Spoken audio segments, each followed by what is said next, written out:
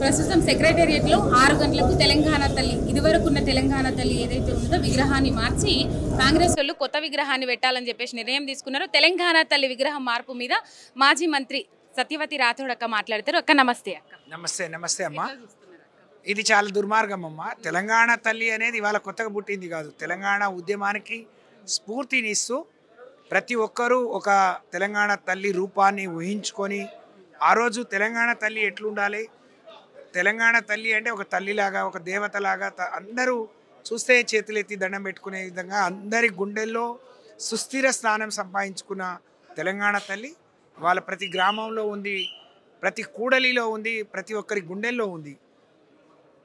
రేవంత్ రెడ్డి గారు కేసీఆర్ అనవాళ్ళు లేకుండా చేస్తాను అని అంటే ఆయనకి ఏది చేయడం ఆయన తరం కాదు. కానీ ఈరోజు ఎంత దుర్మార్గంగా తెలంగాణ తల్లి మార్పు చేస్తూ ఇవాళ విగ్రహాన్ని ప్రతిష్ఠించడం, అది కూడా ఒక సామాన్య అంటే విగ్రహం ఉండదు, కిరీటం ఉండకూడదు, వడ్యాణం ఉండకూడదు, కడియ అంటే ఒక తల్లి గొప్పగా ఉండటం కూడా సహించలేని రేవంత్ రెడ్డి పాలన ఈ రాష్ట్రానికి ఉండడం, ఇటువంటి ముఖ్యమంత్రి ఉండడం తెలంగాణ మహిళలు చేసుకున్న దురదృష్టం అని చెప్పి నేను తెలియజేస్తా ఉన్నాను. తెలంగాణ తల్లి అంటే ఉన్నతంగా ఉండాలి, ప్రతి ఒక్క తల్లి ఉన్నతంగా ఉండాలని ప్రతి బిడ్డ కోరుకుంటారు. ఇది ఇవాళ కొత్తగా కేసీఆర్ గారు పుట్టించిందో లేకపోతే బీఆర్ఎస్ పుట్టించింది కాదు, తెలంగాణ ఉద్యమానికి స్ఫూర్తినిచ్చినటువంటి తల్లి తెలంగాణ తల్లి. మనం ఇప్పుడే గౌరవనీయులు వాణిదేవి గారు చాలా చక్కగా చెప్పారు.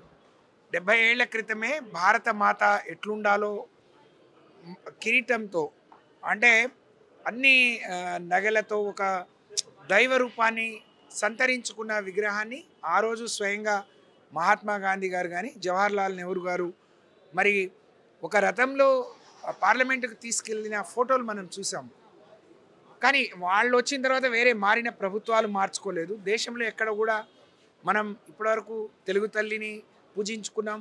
తెలంగాణ వచ్చిన తర్వాత తెలంగాణ ఉద్యమంలో స్ఫూర్తినిచ్చిన తెలంగాణ తల్లిని ప్రతిష్ఠించుకొని పూజించుకున్నాం.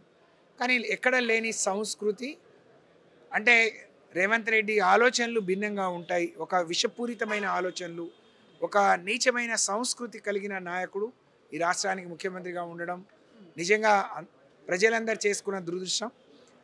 దీనివల్ల అంటే నువ్వు ఇచ్చిన అభయహస్తానికే, నువ్వు ఇచ్చిన గ్యారంటీలకే ఎక్కడ దిక్కు లేదు.